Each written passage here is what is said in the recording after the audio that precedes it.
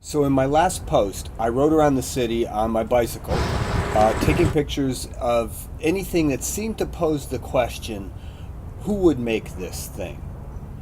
And I didn't just take pictures of individual objects, I took pictures of juxtapositions between objects and places too.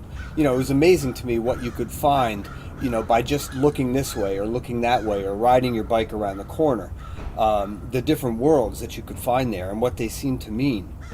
More recently, I've started looking at those empty, kind of odd spaces that nobody talks about but make up so much of the world that we see around us. And I love seeing the photos that you sent in. Here's a bunch by Andy.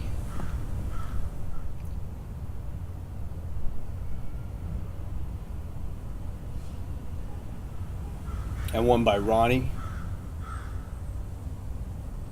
But I also loved what Richard wrote about not forgetting that if you can look at an individual object, say, like the fire hydrant, and see it isolated from context, not asking who would have made this, but just as an object really making its own rules with its own beauty and its own potential story, it's a great way of looking as well.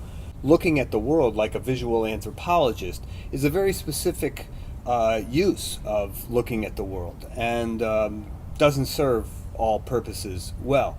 But nonetheless, that's my interest here. That's my primary interest here.